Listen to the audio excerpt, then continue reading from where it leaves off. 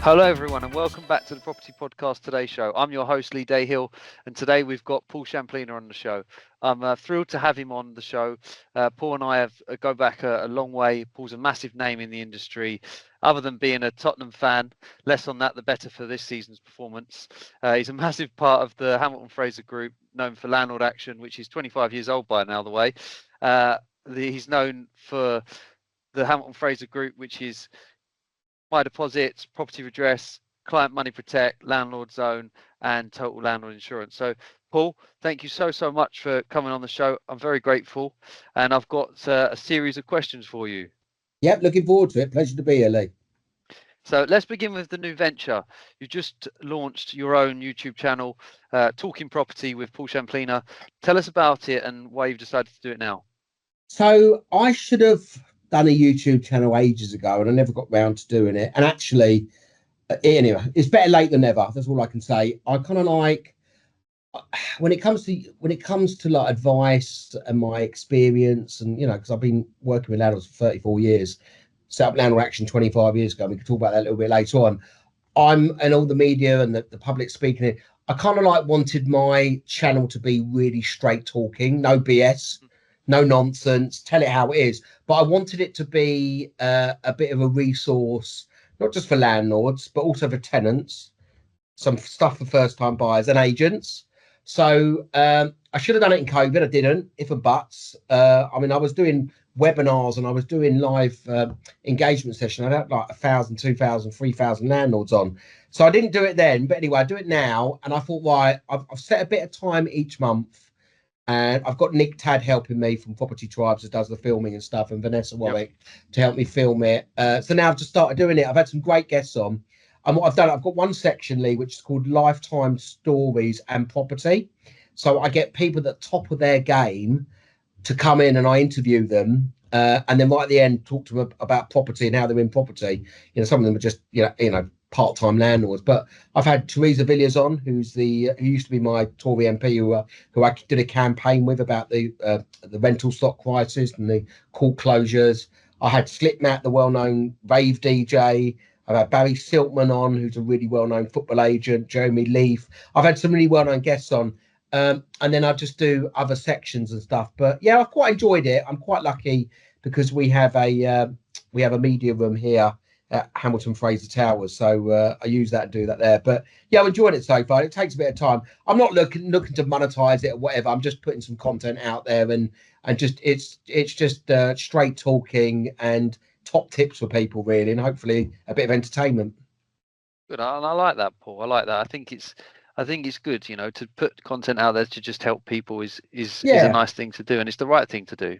Yeah, it's what I do. I've been doing it all my working life, and like I said, we talked about this beforehand. I'm still as passionate as I was the day I set up Landlord Action with my old business partner in January, Millennium 2000, 25 years ago. I'm still running Landlord Action to this day, ironically. And I've still got the passion. I think the public speaking and the education, which I know we'll talk about shortly, is kind of like my biggest passion. Forget about TV, radio and all that. And obviously I help run the business. But the education and, on Wednesday, I'm doing 3 talks in one day.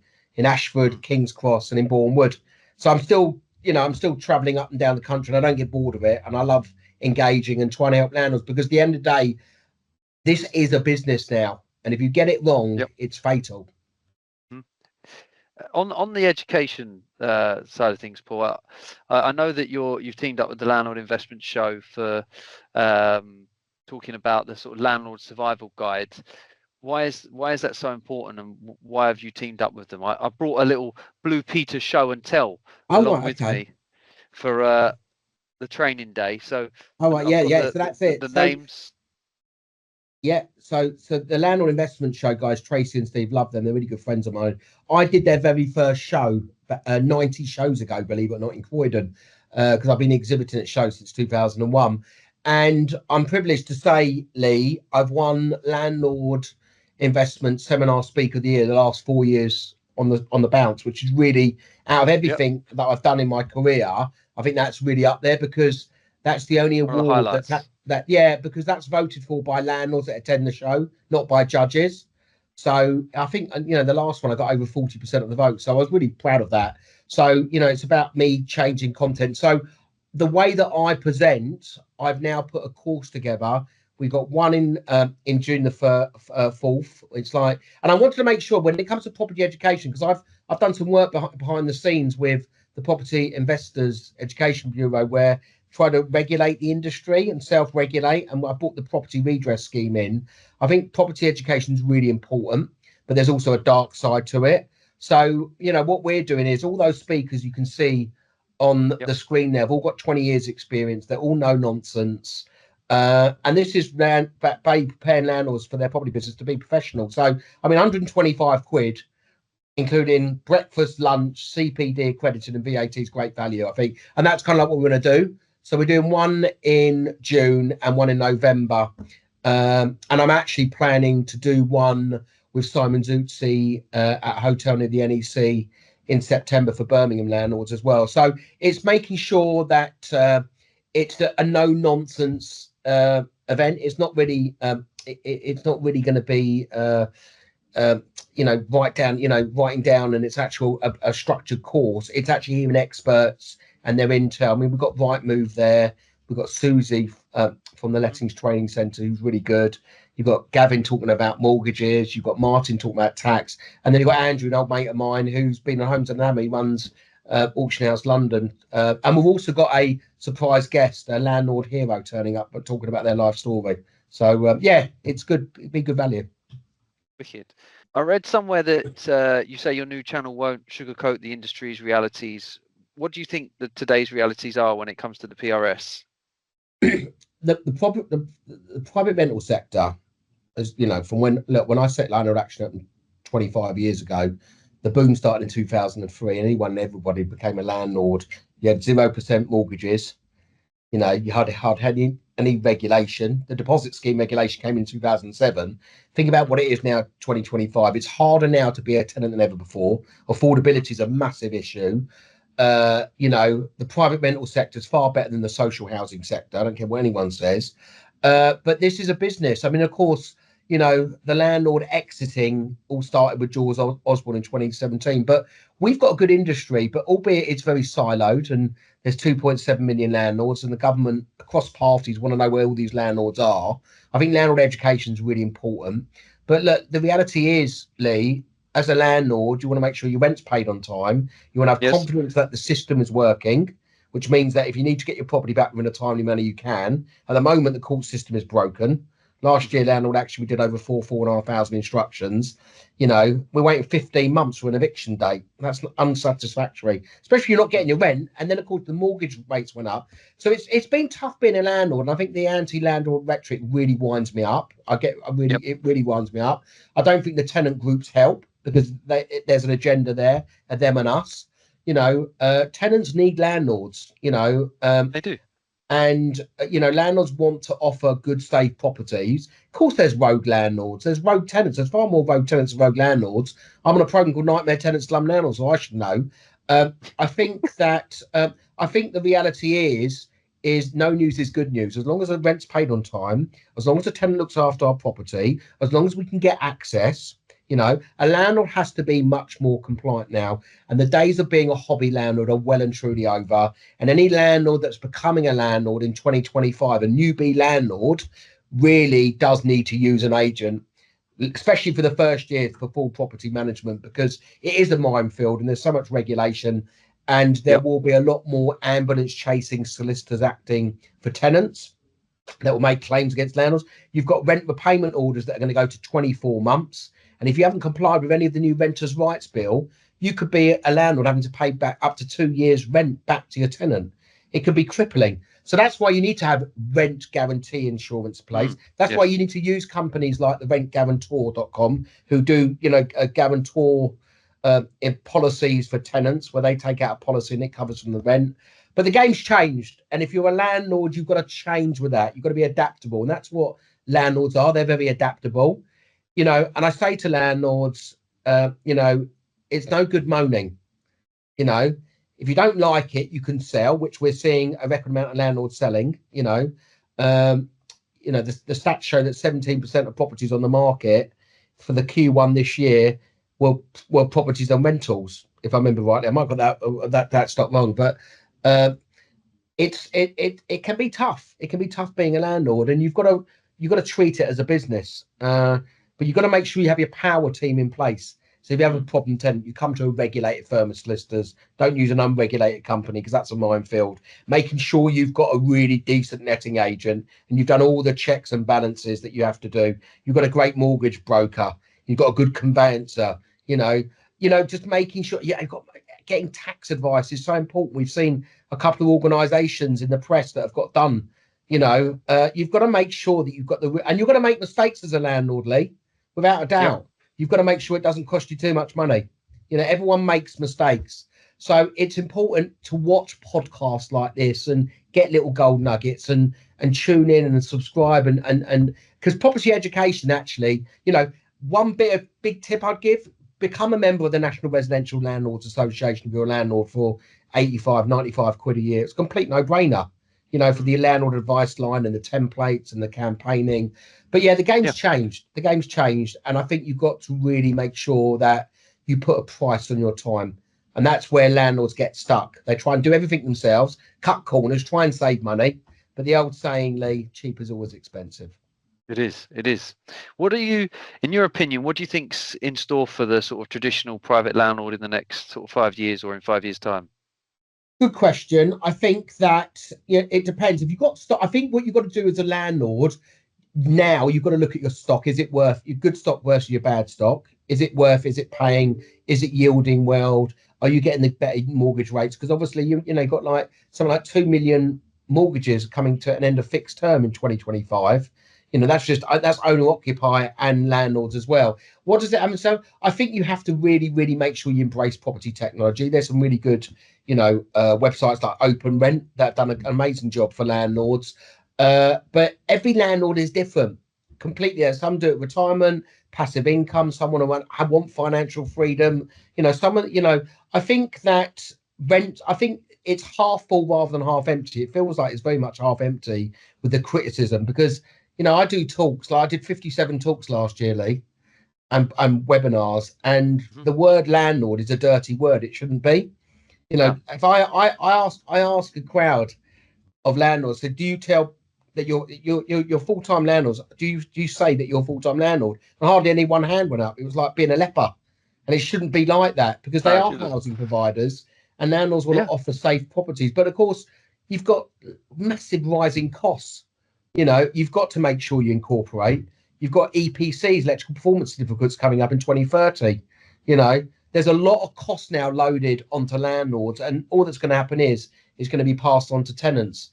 Everything that's happening, the biggest losers, whether a landlord leaves the sector, serves a Section 21 on a good tenant, the tenant's a loser because they've got to find another property and bid with another 20 tenants for one property, and then realise they've got to pay another £400 a month from where they were living. And that landlord would have been happy to stay in if there wasn't all these things that happen, And eventually, landlords said, I've had enough. And you need to encourage landlords to stay in the sector, Lee. You do. You need to incentivise them tax-wise. I don't care what anyone says. I agree. But I think that tenant campaign groups campaign better than the landlord industry.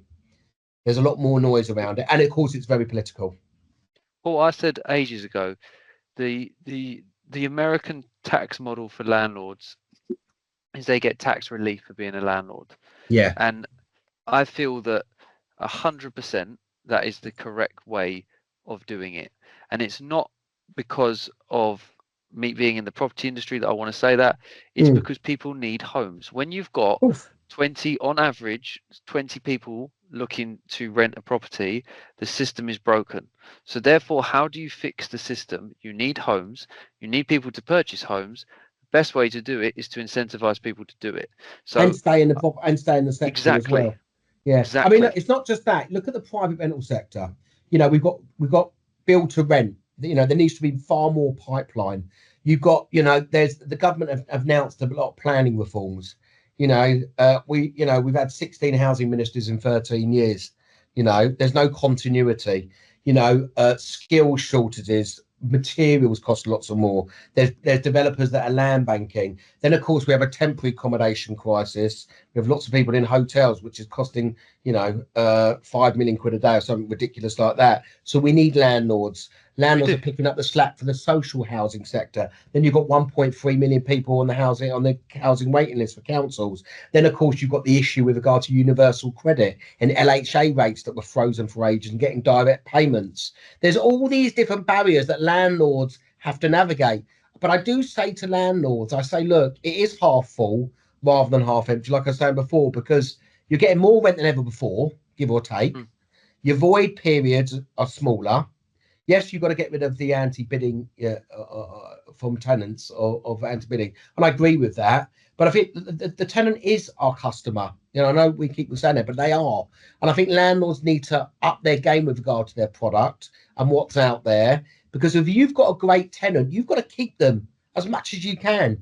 Make sure you have good lines of communication. Make sure you're professional. Make sure you educate the tenant with regard to their legal obligations in a tenancy agreement. What can they do in common parts and the head lease? Encourage them. Make sure, the average term of tenancy is 22 months. Most landlords, and I don't care what anyone says, historically kept rents down. They didn't put the rents up every year like everyone was saying. It comes down to the fact, and of course there is unscrupulous landlords out there, and I call them out. I always do, and they give our industry a bad name. But the reality is, you're running, a website, and we've got, called Landlord Today. Good landlord stories don't sell. Bad landlord stories do, and that's the reality. So, we need to encourage landlords to stay in. I always came up with an idea, Lee, that the longer the tenant stays in, the better tax break that you get to a certain extent. But what is happening for definite, and I see this as Chief Commercial Officer of the group, we act and help 500,000 landlords across all our brands, which you talked about right at the beginning, and 24,000 letting agents, because we run obviously the Property Redress Scheme, Climate Money Protect, and My Deposits, is what we are seeing is big institutional investors coming in. So I've got one client's got 5,000 units. They're buying. So the government would prefer bigger corporate professional landlords, and we act for a lot of them. And they are buying up lots and lots of stock, and they can deal with compliance and refits and refurbishments. But and then the smaller landlords are selling. But who are they selling to? Are they selling to first-time buyers? Are they selling to other landlords? Are people trading up? But the reality is, what we're seeing now, and I've called it constantly in the press, as time's gone on, and we're now at the stage now where obviously amendments are being debated through the Lords, 200 amendments. We don't know what's going to go through. Is use it before losing it. The Section 21 ban coming in, Lee, was as big a news as it was bringing Section 24 in. Because I've said all along, and I've lived and breathed it, and I did my first court hearing at the age of 16, 17 years old, right, is if you don't have confidence in the system and the grounds are too weak and the bailiffs take too long, and the grounds just aren't strong enough, then landlords are going to panic and they're going to serve Section 21 notices. And I'm seeing it every day all over the country in England and Wales. I speak to my guys. I've got 23 guys here at Landlord Action. And we ask them, why are you serving a Section 21 notice? Because it's called non-full. But the main reason, I'm selling up. And what does that mean? It means a good tenant is being asked to leave a property, an unintended consequence. Yeah, and it doesn't need to happen. Paul, I want to ask you on, so that's obviously the landlord side. I want to ask you on the letting side. Yeah. And for the letting agent, sorry, how do you see them securing their future in the property world of tomorrow? Yeah, great question. So I train loads of letting agents. I do loads of landlord events. There's an art of onboarding a landlord and finding a landlord because they don't grow on trees. So what has been a struggle for landlords, for letting agents, Lee, is landlords are selling up and they're losing stock, which is an issue. Then, of course, you've got renters' rights coming in. I mean, it astounds me the lack of knowledge that some agents have relating to legislation. We run HF Assist, the letting agent advice line, which I set up with the group in COVID because I wasn't happy with the advice lines out there for 20 quid a month. So it's an opportunity for agents to find landlords, to pick up self-managed landlords that don't want to sell, You know, a lot of landlords made a lot of money. You need to embrace technology. I think obviously monthly tenancies are going to be monthly charges rather than renewal fees. I think that it is all about service. It's all about knowledge. It's all about brand. You know, I think regulation of property agents will come in, Roper, further down the line once this is embedded in. I think the industry will be regulated more.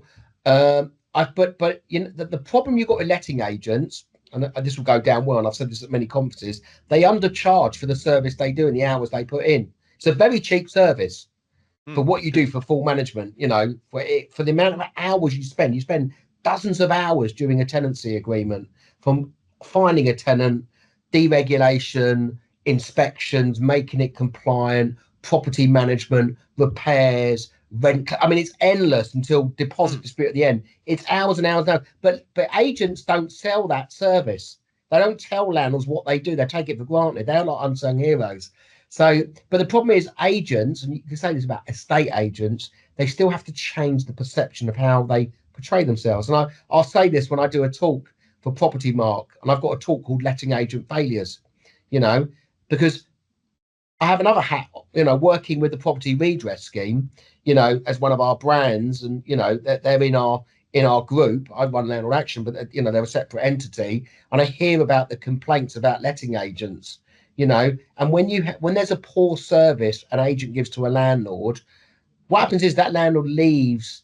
A lot of them, they have lack of confidence. They end up leaving the fully managed sector and going to self-management, which doesn't help. Or you get a lot of landlords that end up setting up letting agents because they've had a poor experience, you know. But the biggest complaints is poor management service, holding deposits, not passing on the rent, you know. So I think there's lots of letting. You really have to make sure that your brand stands out, you know, being a family service, and you know, you really got to understand how property technology can really make you efficient, and explain what that property technology and what you do at your terms of business for a landlord. I think that's taken for granted sometimes. But you know, I think you've got to change the perception, because estate agents, believe it or not, Lee, is in the bottom 5 occupations out there, with bailiffs, traffic wardens, bankers, you know. So you've got, so there's some work that needs to change. I mean, that's estate agents rather than letting agents. But you know, I think landlords need letting agents more than ever now in 2025. I agree with you, and I do agree as well that they are an unsung hero. They do an awful lot of work, and when you just hear it as, you know, we charge 10%, 14% management fee, you know, the amount of stuff that's involved in that is a huge amount of work. Yeah. So I think They you're they right need in to that shout and scream about it more, what they do, because They do. they take it for granted what they do, but they don't explain it enough to landlords. If a landlord had to do that, it would take them ages. A landlord It is would. paying for, the reason why a landlord goes to a letting agent is fundamentally to get a better tenant, to be fully referenced, to get a better tenant. And it's a fact that tenants prefer dealing with letting agents rather than landlords. So I think it depends. But of course, there's loads of landlords that are great at self-management and give a great service, you know. But I'm going to be debating that. So actually, on the 9th of July, I'm working with, again, the Landlord Investment Show guys, and we're putting on the Letting Lounge. We're putting on how to grow your lettings book, and we're putting on a letting agent conference at their Billingsgate event on the 9th of July, where there's going to be 2,000 landlords. Wicked. I've got to ask you. So we've done the landlord. We spoke about lettings. I've got to ask you about the sales side. Now, I want to ask you from the perspective of a first-time buyer. Yeah. So, do you think that now's a good time for them to buy a home in the UK? Look, you know what? You could say, well, what you're going to wait for. Look, at the end of the day, the mortgage rates are getting much more competitive. You know, rates went up.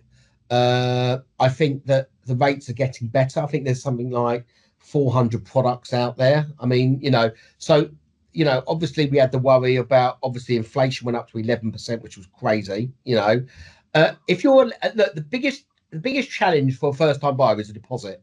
The average deposit in London is like 110 grand. That's mentally. Right. Yeah, it is. I bought my first flat in Edgware, northwest London, for 40 grand.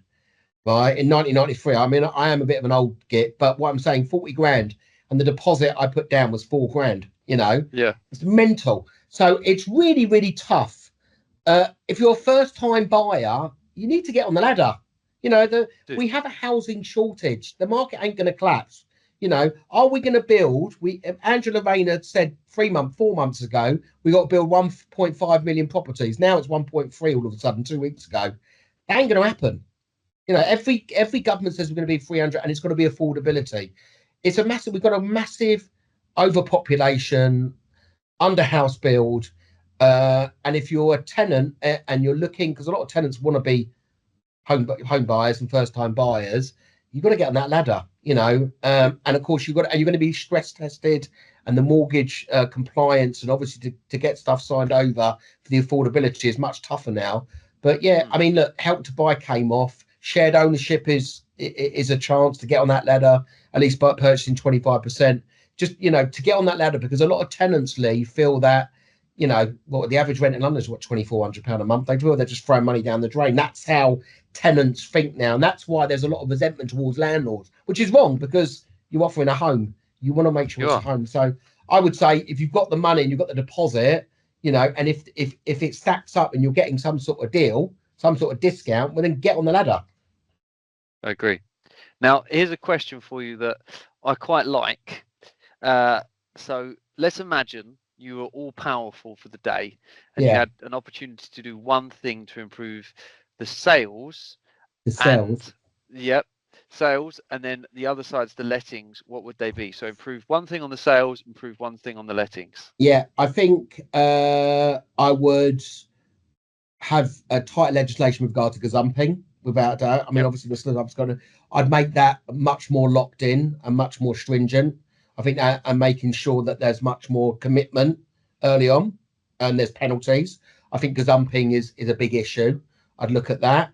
I think with regard to lettings, what would I say with regard to lettings as a landlord? I'd actually say, it could be a bit controversial, I'd actually say now, because we've got 2.74 million landlords. Yeah, there's landlords being leaving. I think, you know, 110,000 properties left the private rental sector last year. I don't know how many landlords, 85-90% of landlords got 1 to 3 properties.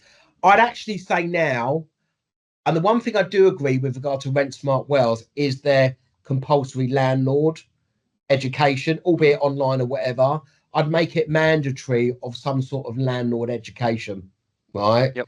If I could actually have a second one and be greedy, Lee, if you don't mind, I'd actually have a total review with regard to landlord licensing. You know, discretionary, mandatory, selective. It's outdated. You know, we're looking at the property portal. I know my good friend Kate Faulkner, I've written 2 books with, and Teresa Wallace, and the Letting Industry Council. They've done some amazing work with regard to, you know, a property portal. I think that there's such a lack of resource in the councils, and I think that they just see landlords as a bit of a cash cow. I'm going to be a bit controversial now, but I've been out with environmental health officers. Good landlords don't mind paying money if there's proper enforcement, you know. But then there's an argument. I'm going to be really controversial now. We have a bad landlord database. We have a bad agent database. Why don't we have a bad tenant database? I get asked that all the time, but that won't ever happen, because that would just increase homelessness, unfortunately. I'm being really controversial for you now, just to try and ramp up those viewers to come and hear me be controversial for you at Landlord Today. So on the gazumping side, there is something for agents, fall throughs or gazumping that's happening. It's called Gazille. It's quite good. Reservation agreements. Way it works is, if the people in the party all agree, basically it's an early way of exchanging, and providing there's no things that come up, it stops those things from happening. It's a pretty cool product. If any agents want to check it out, it's something that you said it, Paul, and I know that that's out there, so it's quite helpful. But making it mandatory, Lee. Yep, I agree, buddy. I agree, because if it's not all the parties, then, you know, up throughout the chain and things, then obviously if it's the whole chain complete, then it makes it much more and it's so stressful. What is it? Someone does a house move once in 18 years or something ridiculous like that. It's mental. It is really, really stressful. And then, of course, there's an argument with regard to solicitors and conveyancing about, you know, how slow it is with regard to searches, local searches, and all that type of stuff. So yeah, I mean, that's another conversation for another day. But home buying and selling process is really, really stressful.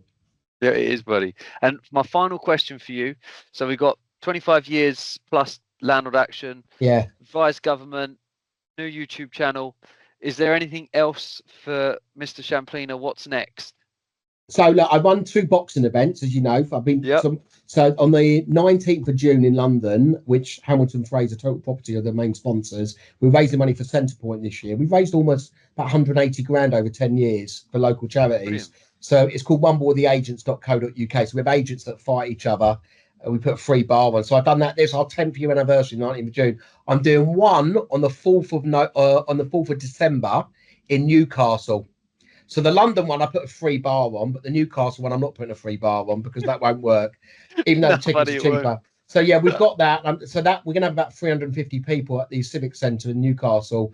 That was just an idea. So I enjoy doing what I'm doing, and I work with various different people, and we've got a great company here at Hamilton Fraser, and my good friend Eddie Hooker, and I've been here since 2017. But I get offers to do kind of like different stuff. But I think the public speaking, the training. Yeah, I mean, I think mental health is really, really important, Lee. And I've kind of like, I'm all or nothing. I'm addicted to work. I love work, and it's not about money. And I think, I started my first business at 18, and then Landlord Action, and I used to be a private investigator, bailiff, and whatever. I think for me, I'm passionate. I think there's massive changes in our industry now, the biggest change in 30 years. I'm still committed to it. I still enjoy it. I think as long as I enjoy working with the people I'm working with, I'll carry on doing what I'm doing. Yeah, no, I enjoy it. I think there's some great opportunities there for landlords still in guaranteed rent, in temporary accommodation. I think there's lots of different, I think there's lots of opportunity. We have a housing shortage. If you have a housing shortage and a rental stock crisis, it's still good news for landlords because tenants need to sleep somewhere, they need to live somewhere. But I think it's a point now, 2025. If it's anything, I've got to that last quote I'll give to you is now landlords, you need to up your game and you need to make sure you're fully on board. But do you want to? I think you've also got to look in the mirror and say, do you really want to self-manage? Especially if you're working and stuff like that. But we're in a great industry, and I just think that politically, I wish that if there was one wish politically, is stop the landlord bashing. That'd be my Christmas wish. Stop bashing landlords. Well, your Christmas wish. Let's hope it comes early. Paul, I doubt it, but you can only wish. we can only wish. Paul, thank you so much for coming on the show, my friend. It's really good Pleasure. catching up with you, and I really appreciate it. Loved it. Thank you, Lee.